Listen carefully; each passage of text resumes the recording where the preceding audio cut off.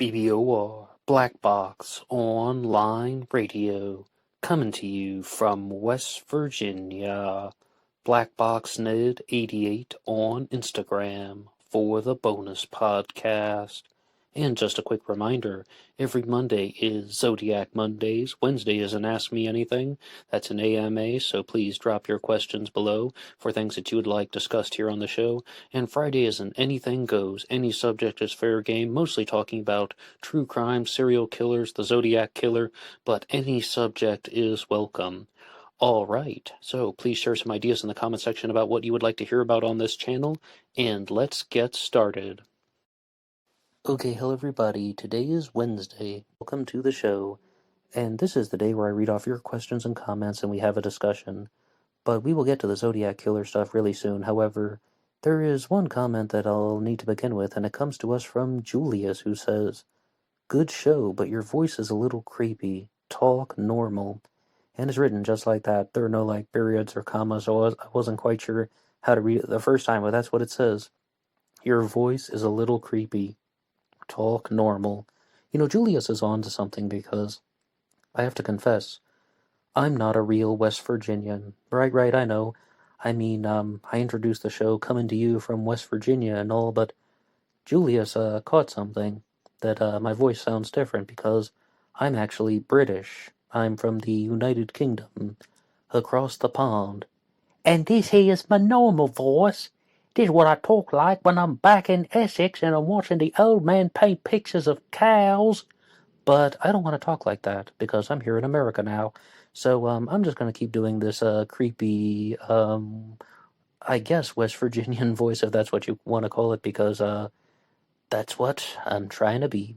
Okay, moving on to something that has just a little bit more substance. We had a good comment that comes in to us from Seth Dell, who asked the question, how did the serial killer Michael Ross, who is known as the Eggman and the Roadside Strangler, get his nicknames? There are 2 episodes about the serial killer Michael Ross on this channel, and they're called that: Michael Ross, the Eggman, the Roadside Strangler, parts 1 and 2. He was a serial killer from Connecticut who murdered at least 8 people and was sentenced to death, and you'll probably find him listed up with all 3 parts of his name, first, middle, and last, Michael Bruce Ross. And he was someone who was known as the Eggman and the Roadside Strangler. He got these nicknames kind of in an odd way because they were filming this documentary expose on serial killers, for lack of a better term, and almost every other serial killer, or in fact every other serial killer in their documentary, had a very solid nickname, but Michael Ross did not, so that documentary actually gave him the name the Roadside Strangler. But his other nickname is the Eggman, and he gets this one because he lived on a chicken farm as a kid growing up, so he became known as either the Eggman or the Roadside Strangler. Now, when I did these 2 episodes on Michael Ross, the first episode, I was using the print sources, and I was listening to the Serial Killer podcast, which is hosted by Thomas Viborg Thune. It's a pretty good show, but there are a few things that you could criticize about it, but I don't think we need to get into that right now. But overall, it was a good presentation, and I really felt like I just had this desire to learn more about how Michael Ross operated, and I was reading a lot of articles on him.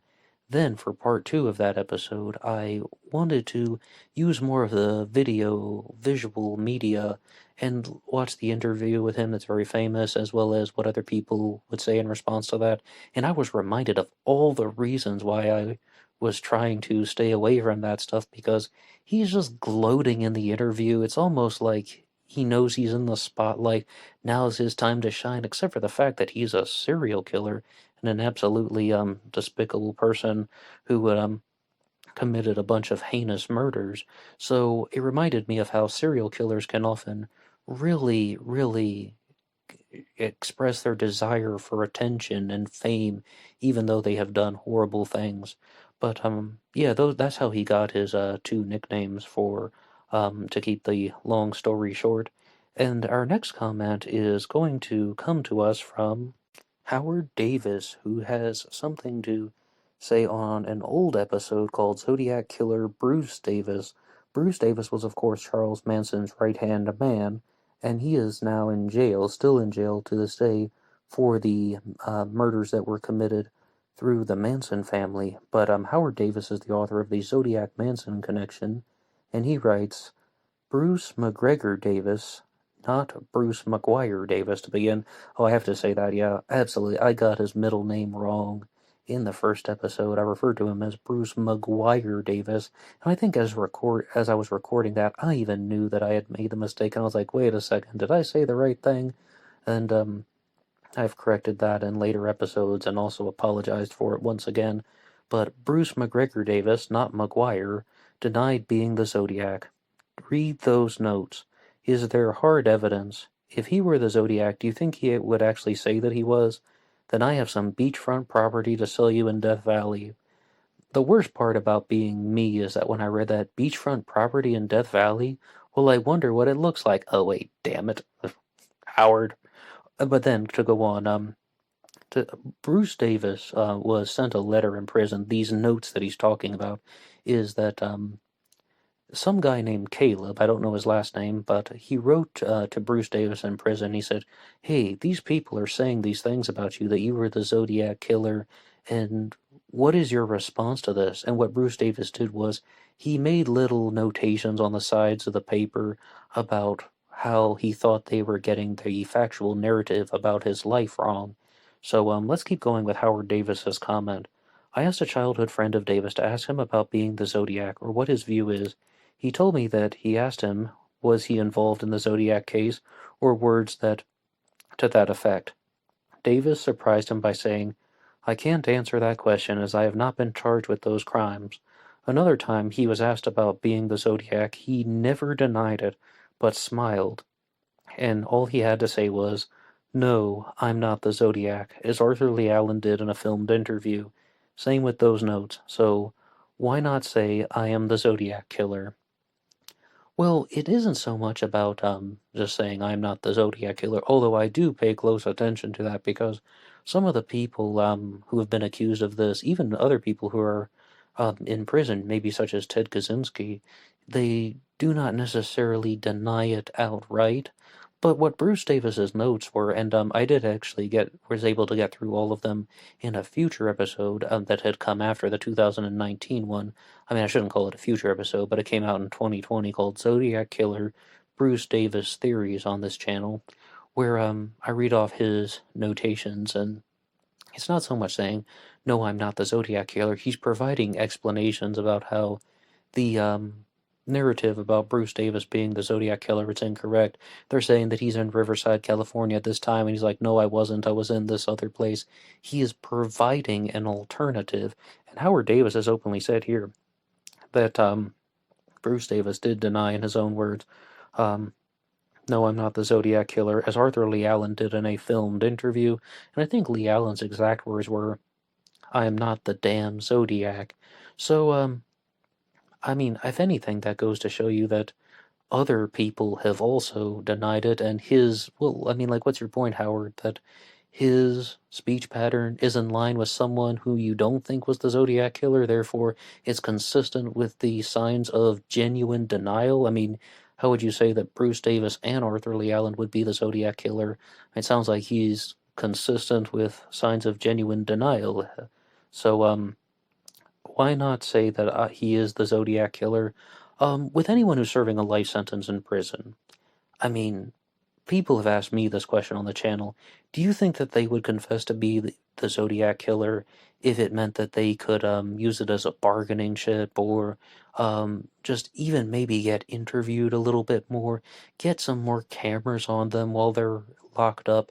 And that's more of the things that are associated with Ted Kaczynski and Mark Hewitt, whom I have talked to personally about this. He's the author of the Hunted trilogy, who puts forward the theory that Ted Kaczynski was the Zodiac Killer, is quite adamant that that wouldn't be of any benefit to Ted Kaczynski. I think Mark Hewitt's exact words were, well, what would he get? Another apple a day?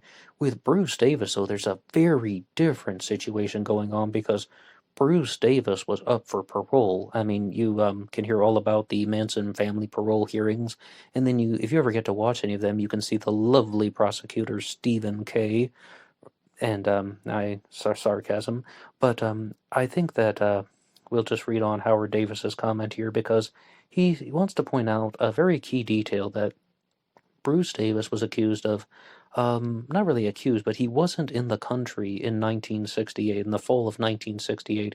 He says that he left the country in 1968 and didn't return until the spring of 1969, going to England, continental Europe, and perhaps even North Africa for a brief time.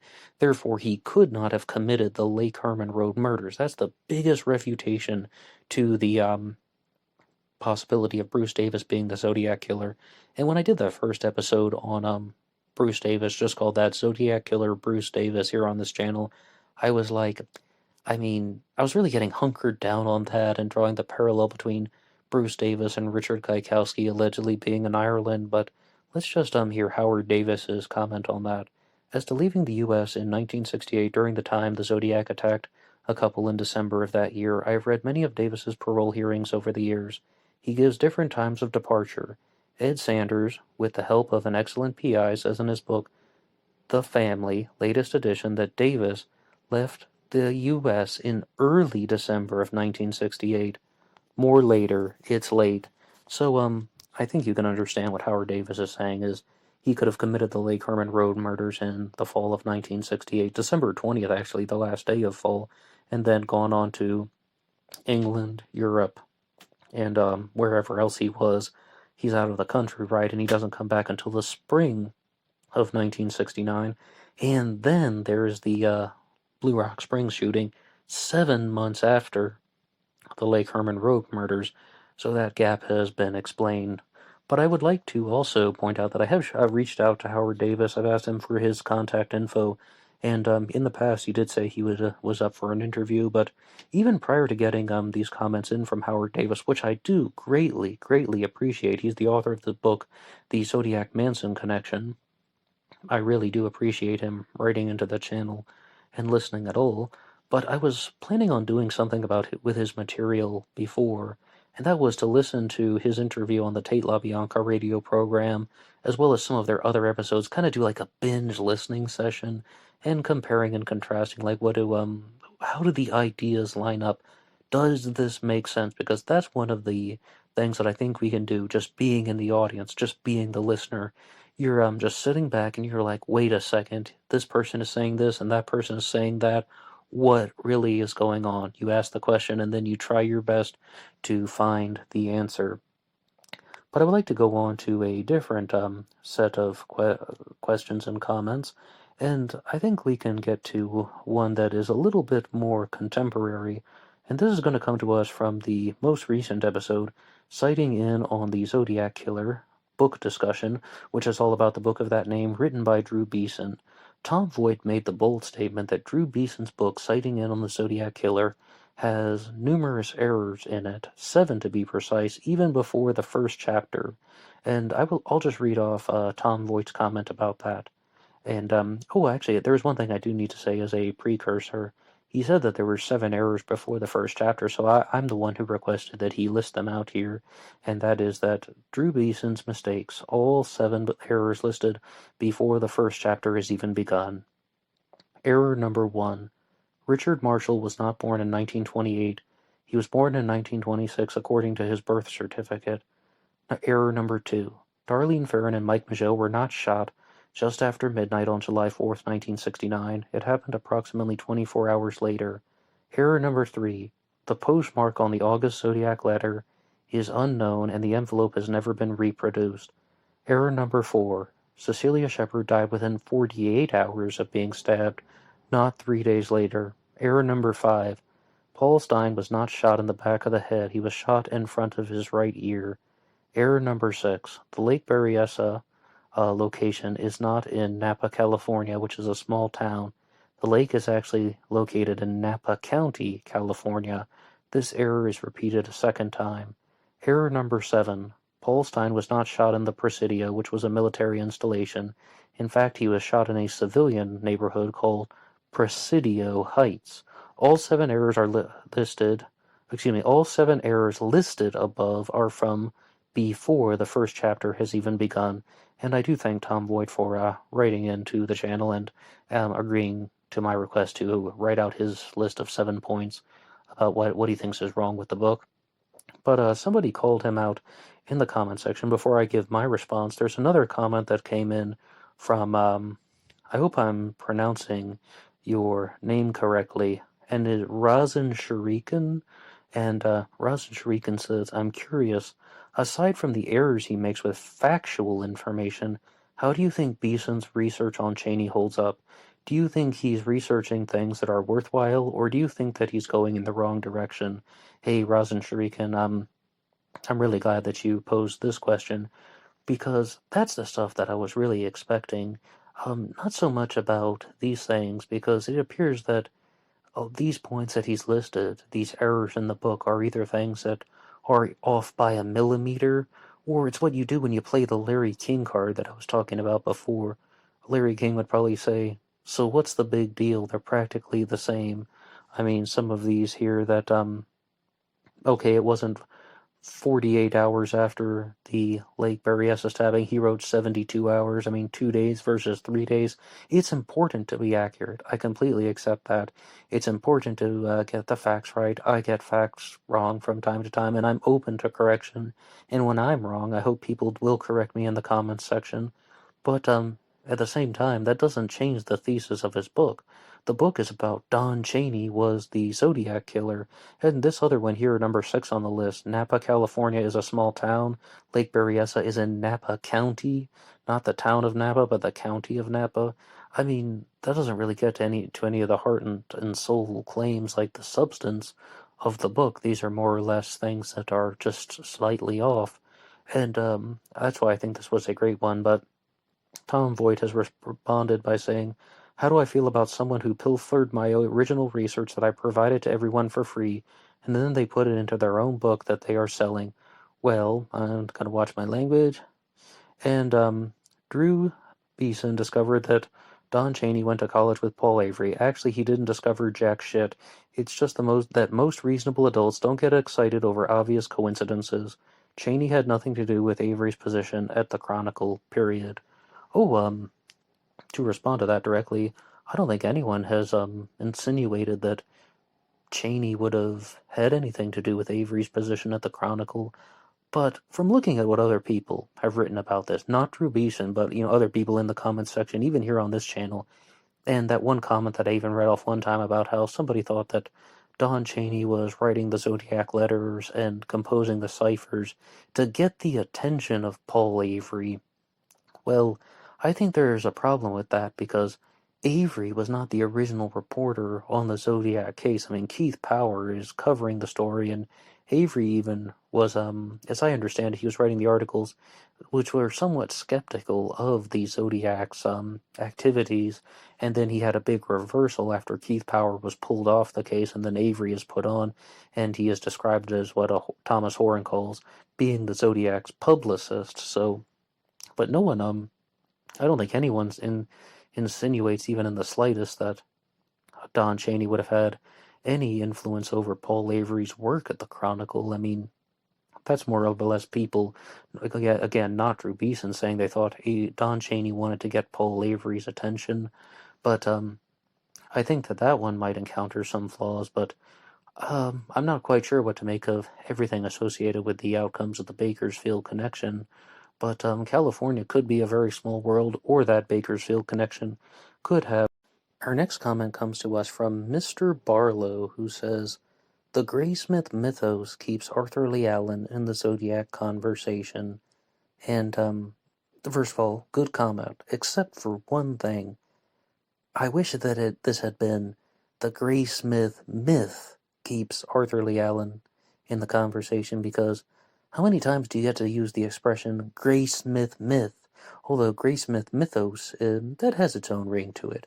Thanks, Mr. Barlow, all the same. And Thomas Henry Horan wrote a debunking companion to Robert Graysmith's 1986 book, Zodiac, called simply that The Great Zodiac Killer Hoax of 1986. And there's a book discussion about that here on this channel if you'd like to hear it. But one of the claims that Thomas Horan makes is that every documentary, every book, every TV show that has been made since 1986 is based on Graysmith's book, which is filled with lies, misinformation, inaccurate statements, two ideas that have been spliced together. where they shouldn't be. And it's all about this here, that the Graysmith mythos keeps Arthur Lee Allen in the conversation. Why do people keep coming back to Arthur Lee Allen? But I did an episode once on the channel called Zodiac Killer Hoax Debate, and I had a big segment in there about that claim from Thomas Henry Horan, where I was like, well, I think my exact words were, that is so painfully not true. Not everything since 1986 is based on Graysmith's book or this narrative about Arthur Lee Allen, because my claim was at the time, my sort of counterclaim, if you will, was that we have all the primary sources. I mean, you can get on Google Images and read the letters, or you can go to channels like Next Halloween or the Zodiac Killer channel and hear the letters read to you, the primary source pieces of evidence, or even the other documents from the case file, the police reports. All of these things have been made available to the general public, and you can also hear things like in the documentary, this is the Zodiac speaking, witnesses like Mike Michaud and Brian Hartnell providing first-hand accounts of what they have experienced, as well as Nancy Slover. So you can see that it's not only coming from Robert Graysmith. There are so many other ways that people could obtain the information. That was my counterclaim. But Evan from Texas wrote into the channel once, and he just wanted to provide a little bit of a discussion, if you will. And what he said was that, okay, in regards to that, of course not everything since 1986 is based on Robert Graysmith's book. Thomas Horan wrote that in his debunking piece on Robert Graysmith as hyperbole. It's an extreme exaggeration to draw attention to something that was overlooked, and that is that Graysmith was very influential, just like Mr. Barlow wrote here. Graysmith was very influential, and that's why people think so highly of Arthur Lee Allen as a Zodiac Killer suspect. And it was even a response to some of the comments that I frequently make about how regularly people write into this channel saying that they believe that Arthur Lee Allen was the Zodiac Killer. I even read off one of those comments during the AMA last week. So I definitely confess that happens, and it does happen about once a week. Somebody writes into the channel saying that they think that Arthur Lee Allen was the Zodiac Killer. But I mean, I don't see how he could have done everything on his own. I mean, composing the letters and the ciphers, as well as committing all of the murders, because if the police were looking at him that closely, and they have the search warrants, they're getting into his home, I think they would have uncovered just a little bit more. But thank you for the comments all the same. Alright, and everybody, please stay tuned, and we will be right back after this quick message. Bum ba bum bum bum ba bum bum bum ba bum bum bum. Do you ever feel like you don't have enough energy? You want to get out of the house, go to the gym and exercise, but you just can't seem to get yourself moving? Or maybe you have too many things to do throughout the day, and you're just a little bit burnt out. If this is the case, you may want to try colloidal silver. Colloidal silver has been used by doctors for centuries prior to the discovery of penicillin, and it is even used in hospitals to this day to jumpstart the healing process. In short, it's good for you. If you're curious at all about the benefits of colloidal silver, then I would recommend you visit Ultra Silver's website. They will have you covered. Colloidal silver can also be added to a weight loss regime to help you lose weight and get the body that you want. Imagine a life with a greater sense of well-being, more energy, and even weight loss. Please click the link below the video to visit Ultra Silver's website for more information on their products, and you can also contact a customer care representative. And for now, let's get back to the show.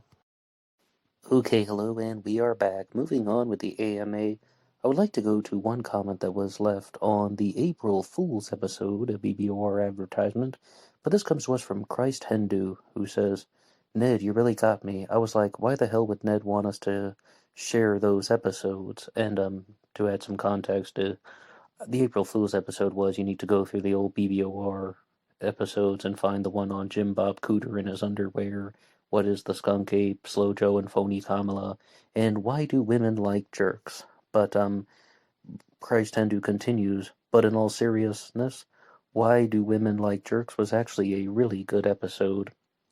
I made that episode back when this channel was more about, I guess, what Jack Cooper called a random topic channel. Yeah, we talk a lot about the Zodiac Killer, and you guys requested to hear a lot about the Zodiac Killer as well as other true crime cases. But even up until the fall of 2020, I was still going with a different topic every day, more or less a random topic channel, and it was whatever I was reading up on at the time. So if I was reading about, Jim Bob Cooter, the running backs coach for the New York Jets, getting arrested wearing only his underwear, well, I did an episode on that because that was the stuff that I was learning about, and I used to use that expression all the time that I'm just sharing my journey with you guys about how I learn about things. Or I picked up this book yesterday. It was The Rational Male by Rollo Tomasi, and there's this segment in the introduction that says, I am not a psychologist, I am not an artist, I am not an activist, I am just someone who has connected a few dots. And I'm paraphrasing, of course, but that's pretty close to that. So, yeah, so if I was learning about something or I was curious about something, then I would put it out in the episodes. But the one, why do women like jerks? It was a requested topic. However, I think that that is just not the type of material for this channel in the way that I want to continue to allow things to go. Because that's just for a different part of YouTube. And there are 3 episodes on this channel about the manosphere. One is about just that, what is the manosphere, and another one is about the black pillars.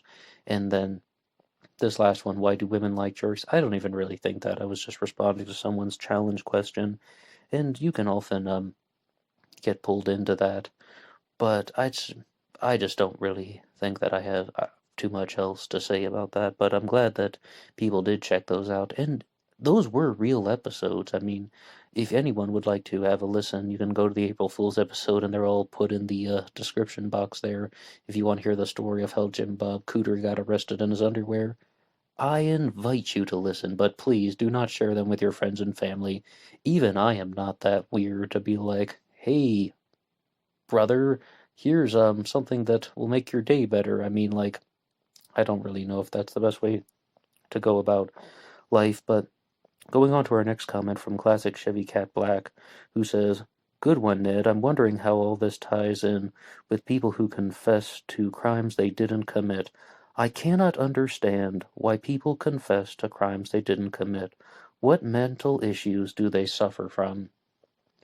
Well, I think that some people are just so obsessed with the concept of fame that they will do something like that, confess to a crime that they didn't commit. Or I think, though, about mental issues, there has to be a sense of derangement that is going on, that this person must be just the slightest bit deranged if they're going to confess to something like a murder that they didn't commit.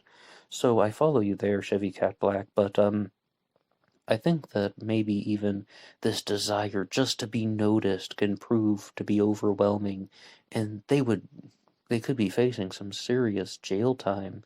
And also, you do find different things from time to time. Like, we've done a couple episodes on the case of Yen Suring, and really it ties into his ex-girlfriend Elizabeth Haysom, whose parents ended up murdered in Virginia. Yen Suring was a German national who spent more than 30 years in prison here in America for crimes that he claims that he absolutely did not commit, but he confessed to them because he was here in the United States on a diplomatic passport because his father was a diplomat, and he thought that he had diplomatic immunity, or at the very least he would have gone to jail for just like a very short time, and then he would just be back with his girlfriend. And that is, a case where he was very young at the time and he did something that was poorly planned and poorly thought out. But I mean, people do confess to crimes because they might think that they're above the law. Maybe they think that they can outsmart people later on, or they think that they can overcome the system through their own, but through their own manipulative reasons, through their own manipulative ways, I should say. But when people are confessing to murders that they didn't commit, some people might not have the strongest mental faculties. And over the past couple AMAs, I pointed out several examples of where I think that other people may have been blamed for murders that they didn't commit because they didn't have the proper ability to defend themselves. And also, here's something that's even more important.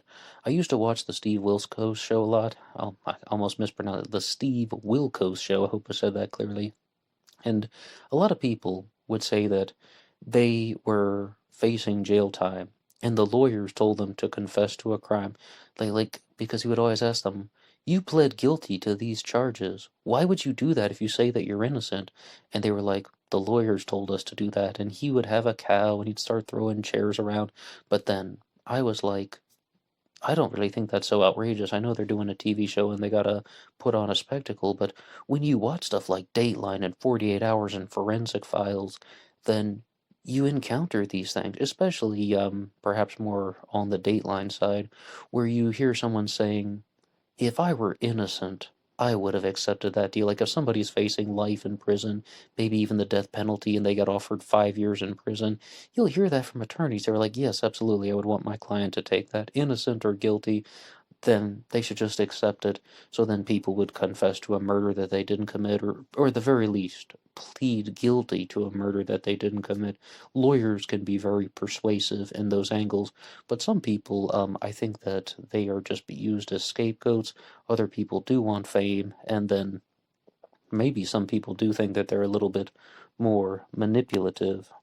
And our next comment is one that was posted on a recent episode called Zodiac Killer, the Arthur Frank story, which is a story of a woman named Sherry who encountered her psychologist. And I mean, encounter is perhaps the wrong word. She was talking to her psychologist, whom we're going to call Arthur Franks, it's not his real name, and he confessed to her that he committed murders in California as well as the Santa Rosa hitchhiker slayings, and it totals 37 murders completely, even in committing crimes in San Francisco. And that was the subject of the episode. She sent me lots of material. I also spoke to Sherry on the phone to try and get the story straight. And Socialist has a comment here that says, has Sherry published about this in any public forum, a blog, or somewhere else on the web that her suspect Arthur Franks made a confession to being the Zodiac killer and the murderer of the Santa Rosa hitchhiker victims? I know that she has contacted Tom Voigt in the past, and she has also reached out to Paul Holes and Billy Jensen, and I don't think that they have responded to her yet. And as I said in the episode, she didn't get along well with Tom Voigt. But Sherry, the person behind that episode, actually asked me a question. What do you think about Paul Holes, who is famous for his work solving the Golden State Killer mystery? With Paul Holes, I think he has a lot of credibility. I think that his work seems pretty genuine. Maybe some people would draw attention to the fact that he was doing all kinds of presentations and being interviewed, as well as the promotional pieces for I'll Be Gone in the Dark. And Billy Jensen, the other person I was talking about, he worked on I'll Be Gone in the Dark. Billy Jensen is also the host of the show The First Degree, and I've mentioned numerous of the episodes that they've done over the past couple years. But okay, about Paul Holes. Who wouldn't milk the spotlight a little bit? Who wouldn't want a close-up interview after the Golden State Killer mystery has been solved? But here's something else, though, and this is the real-life lesson from Paul Holes's expose on the Golden State Killer. He said very clearly that he thought there were better suspects than Joseph D'Angelo to be the Golden State Killer. He's like, he had suspects in mind whom he thought were so much higher on the list because D'Angelo, they learned about the guy because of DNA. He's mostly off the radar. Oh, and what was that? It was an interview with Mike Morford that I was talking about in the recent Zodiac, not Zodiac Killer site, in the recent episode here on this channel about the Golden State Killer, and Mike Morford saying that there were people that were on the radar for being the Golden State Killer, but was Joseph D'Angelo being on anyone's list? No. Was Joseph D'Angelo on the radar? No. People will say, yeah, they were thinking about him. No, they weren't. He was mostly someone whom they weren't looking at, and they solved the case because of DNA, using the ancestral family DNA. I think you know the story about the Golden State Killer, but that is something that's very important to keep in mind. Paul Hull thought that there were better suspects out there, but it just turned out that this is the guy, and he's like, we're totally willing to accept it. But no, I don't have anything bad to say about him, though. By the way, our next comment comes to us from Coco Queen on the episode Zodiac Killer Ray Grant Theory that says, David and Kevin got the name solved by stealing it from my Twitter account, and you write a fake letter for David and you know it. The FBI are now informed, and I opened the ticket in January. Your lies will not help David and Kevin, except for a jail sentence for all three of you. I'm sorry, I'm just trying not to laugh. Well, the good news is more people are listening to this show. The bad news is I guess I'm now going to jail and the FBI are going to be after me. Because I was just like, who are David and Kevin? I mean, the Coco Queen, I think you have the wrong channel. It's like how they used to say, I think you have the wrong number, and we don't even have caller ID or something. Yeah, I even like wrote back to this person. I was like, "Do you mean David Orenchak, the guy who solved the 340 cipher?" But he was working with Jarl Van Eyck and Sam Blake. And who on earth is Kevin? I don't know a single Kevin. Okay, I know one Kevin. That was a lie. Okay, you caught me there. But he just came to mind. I'd forgotten about him. What are you talking about? I wrote a fake letter for David. Maybe you're not crazy, Coco Queen, but maybe you're a little bit drunk. No, I really have no idea what you're talking about. But this one was on the episode Zodiac Killer Ray Grant Theory, and Ray Grant wrote in to share some things in the comments section, and I would like to read off one of his comments. He first is going to quote me from the episode that I did, Zodiac Killer Ray Grant Theory, and it says, I do not think that I could ever accept someone's theory about the Zodiac Killer if they're going to say that there are multiple participants, but there is no explanation about how the multiple participants got together and planned it. That's a quotation from me, and Ray Grant has responded by saying, I don't know how the September 11th hijackers got together. Ziad Jarrah and Muhammad Atta are about as unalike as two people can be, but somehow they both ended up as participants in the plot and piloted planes into buildings, Atta into the ground, Atta into the building and Jarrah into the ground. I can't imagine what the group dynamics of those 19 people were, but I can tell you what they did and how they did it. Now, let's look at that right here. Firstly, absolutely I would not endorse anybody's Zodiac killer theory if they are saying that there are multiple killers, multiple participants, multiple people involved with the planning, but you can't tell me how they knew each other and how it was arranged. Absolutely I would not do that. That's one of the reasons why I never endorsed the hoax theory, because I'm not quite sure how all the different participants are linked together. I mean, the hoax theory would have definitely had multiple participants, maybe Hal Snook, Robert Graysmith, Dennis Land, maybe somebody else like Keith Power. But no, if you can't tell me how these guys got together, well, let's look at this next part of the comment. How did the September 11th hijackers know each other? Is that important? That is a known set of participants. With the Zodiac Killer mystery, that is an unknown set of participants. I mean, if this case were open and shut and it was completely solved, and there was just like DNA and fingerprints linking together these guys, yeah, sure, that would be a solved case. That wouldn't be a mystery anymore. But if you're going to just put forward a theory that doesn't have something like DNA and physical evidence like fingerprints from these multiple people, and you're also absolutely, I wouldn't endorse any theory that has multiple killers. Let's look at some other things, though. In the Zodiac Killer mystery, what about Arthur Lee Allen and Don Cheney? They were friends. They knew each other. They knew each other for a long time. So, I don't need anything more than that. They knew maybe they went on hunting and fishing trips together.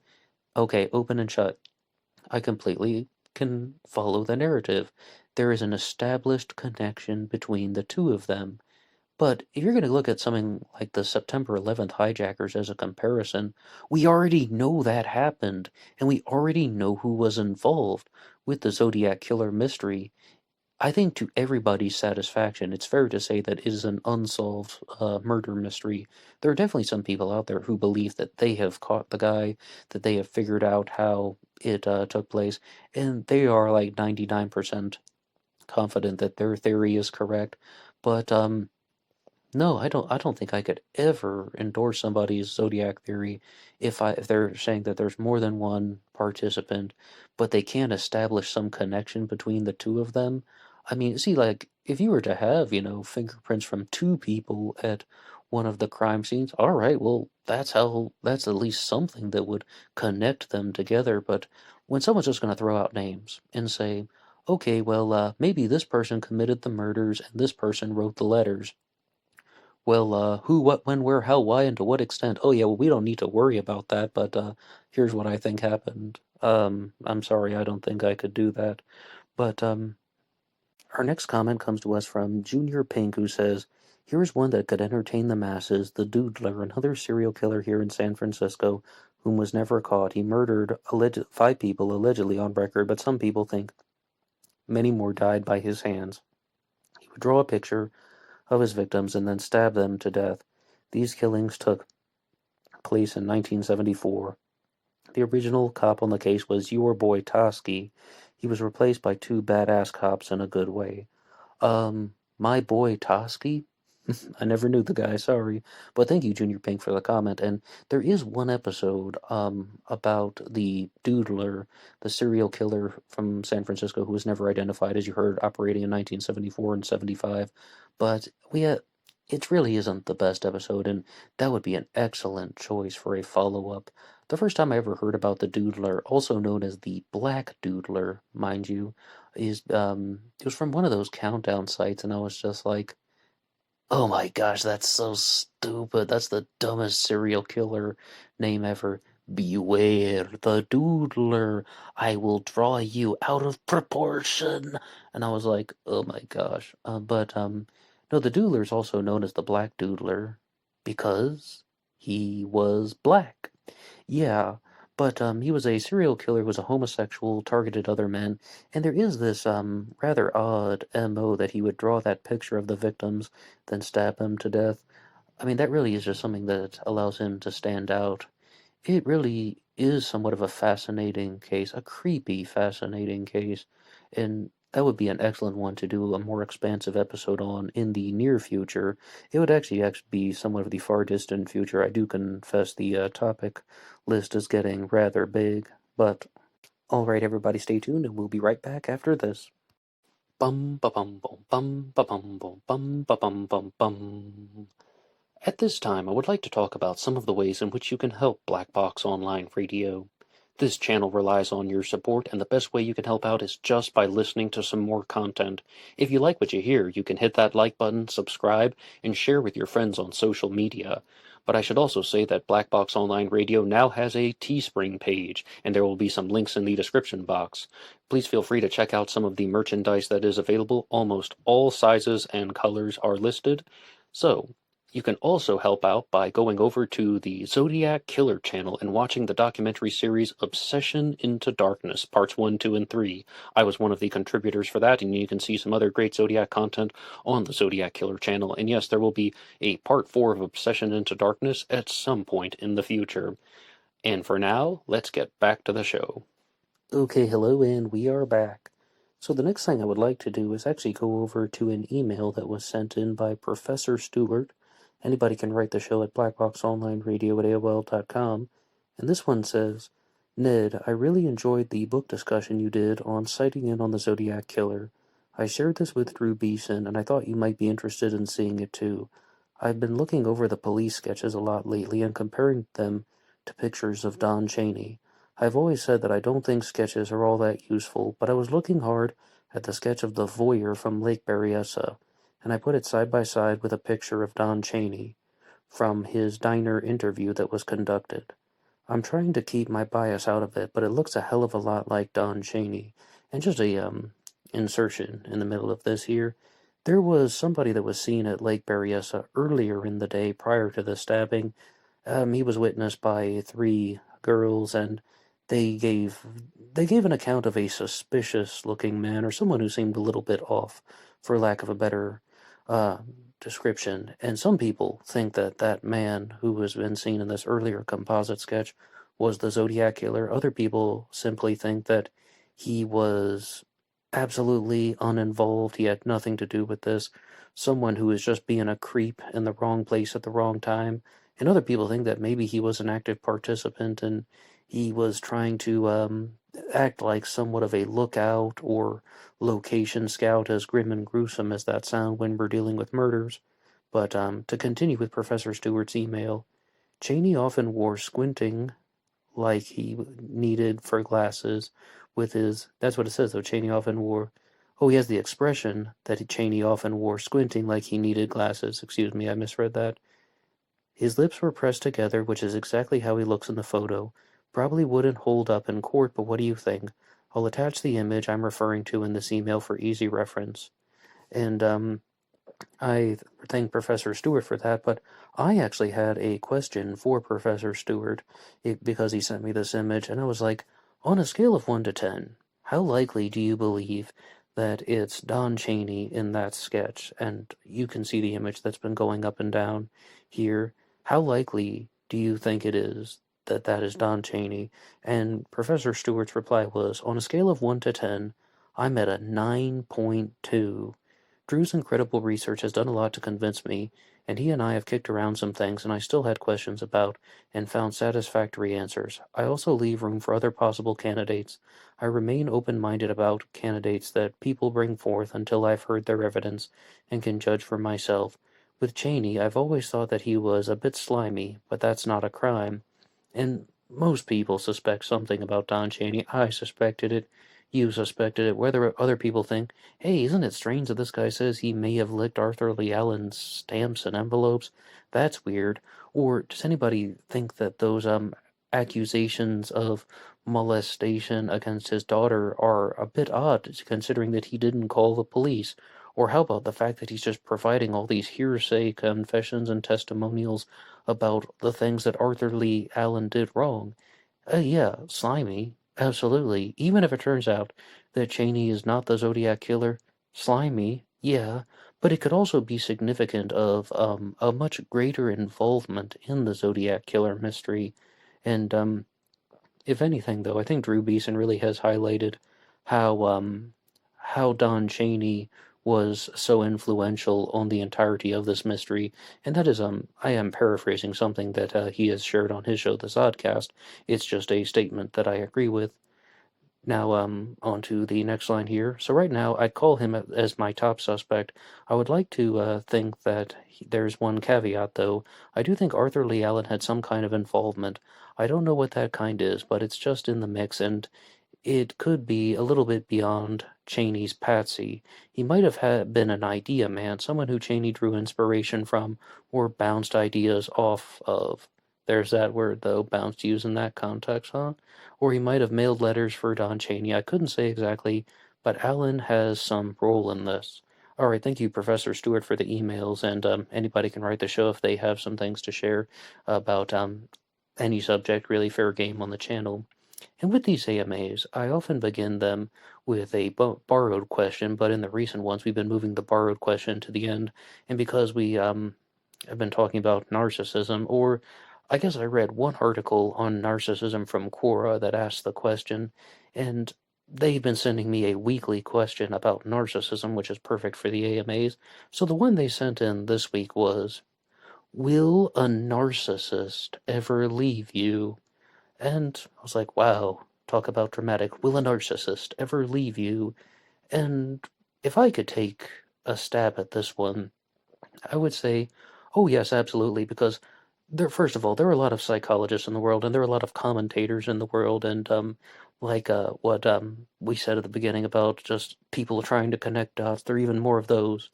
And there's one school of thought about this, that once you stop fueling the narcissist's ego, then the narcissist will just move on. They'll be just like try to find somebody else.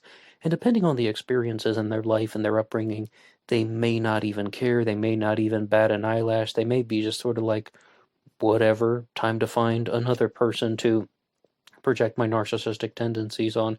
Because if the person is not exactly rejecting them, but they recognize that the the person that they've been using as what is called a supply, even though I hate that term because it's somewhat dehumanizing, like people who are dealing with a narcissistic partner are referred to as the supply. I don't like it at all, so I won't say it again. But if somebody's just like, hey, you can't manipulate me anymore, and the narcissist is aware of this, yeah, they might move on to somebody else because as we said, it doesn't fuel their ego anymore, and also because the narcissist is afraid of humiliation and rejection.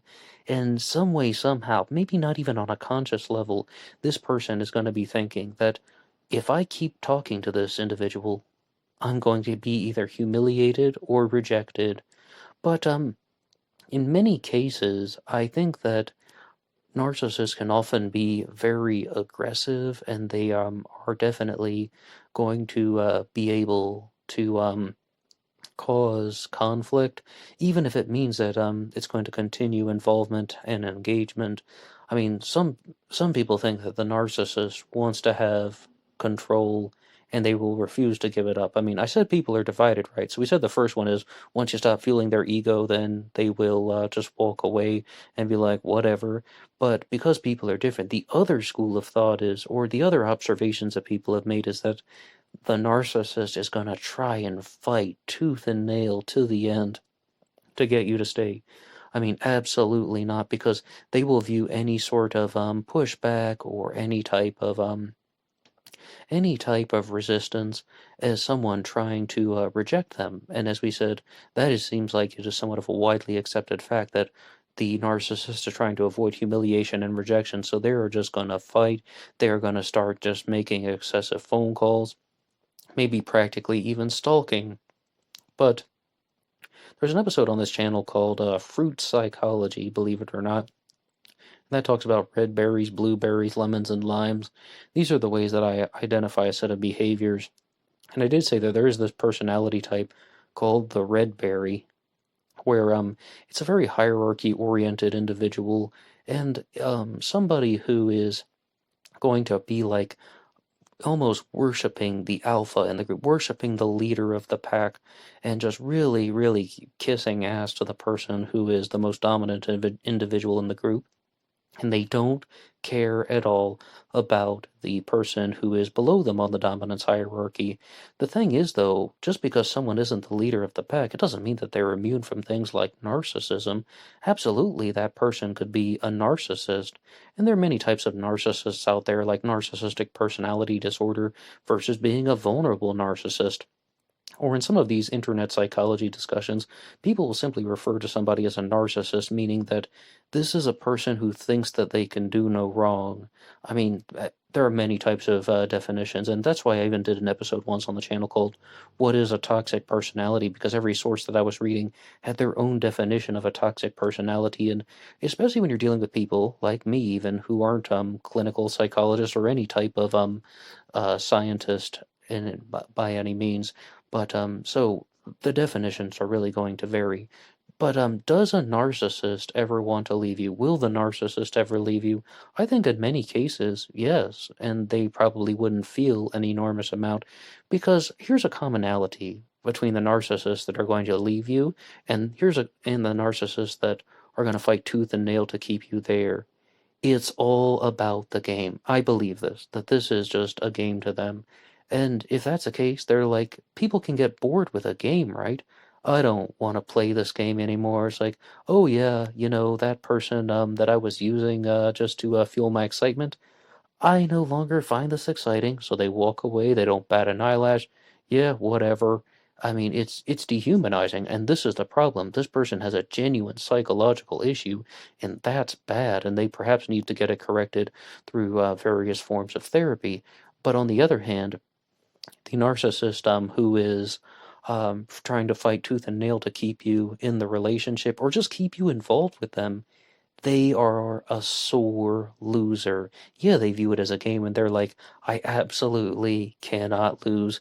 Maybe if you can remember back to your childhood playing a board game or something, and then there was just somebody who would just throw an enormous tantrum if they were losing, and then, like, even to the point where it would be like, you might even just let them say that they won, or you would let them cheat a little bit so that they would win. As kids, I mean, as adults, I mean, this should behavior was much more unacceptable. But it's like, all right, Jimmy, I guess you can, okay, you can have a couple more points. Yeah, great. Okay, thank you. You know, it's like, well, I mean, I doubt there would be any thank you involved, but then, like, the mood would the mood would change like the snap of a finger sometimes if somebody actually got what they wanted and they're just throwing this tantrum so that they can get ahead. They're refusing to accept loss. So I would identify that as the commonality. Sometimes people will leave between if their ego is not fueled. Yes, the narcissist will walk away. Sometimes the narcissist is really going to fight to keep somebody in their life, but both of them are just viewing another human as a tool that is there to fuel their own excitement. I no longer find you exciting, I'm walking away, or I have to keep you here because I cannot lose. I'm going to be a very big sore loser, and that creates a different form of excitement, actually. See, here's the problem with the word excitement. Somebody was, well, many people actually even refer to this, in the psychological sense about you're using a person to fuel excitement. We say this all the time with serial killers that that killing fuels their excitement. Well, what do people mean like that? It doesn't mean happiness. It's just about like that happy type of joyful excitement. No, it's just an enthrallment that comes from exhilaration, very intense flows of neurotransmitters.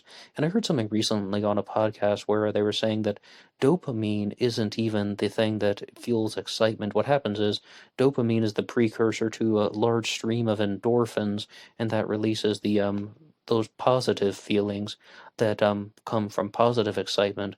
But dopamine, as I understand it in the brain, this is what just overwhelms the system with very intense feelings. And one of the functions of antipsychotic medication is it reduces the amount of dopamine that the person is producing. Like if somebody is a psychotic, perhaps their brain is producing too much dopamine, and antipsychotic medication can push that down. And that someone would most likely also be taking an antidepressant, an SSRI, selective serotonin reuptake inhibitor. So that is the reuptake of the serotonin, trying to balance dopamine and serotonin. Many people, I mean, even people who don't need medication should also be aware of how this can function. So I think that this is all very, very well connected, and there are different types of neurotransmitters, but I don't think that's what the question about narcissism was really trying to zone in on. I mean, we have to accept that people can be different, and narcissists are going to be different, but they're all going to be trying to avoid humiliation and rejection, and they might not even be aware of how narcissistic they actually are, and that's when it becomes a personality disorder. Well, that was my attempt to answer that question. If anybody has any experiences they would like to share, you can put them in the comments section below. I would love to hear from you. If you want to respond to the challenge question about narcissism, will a narcissist ever leave you? Or maybe you would like to weigh in on some of these Zodiac killer discussions, or any of the other true crime cases that we've been talking about, maybe the serial killer Michael Ross or the Manson family. Please put your responses in the comments section below. And that's all for me now. I will see you on Instagram for the bonus podcast. Until next time.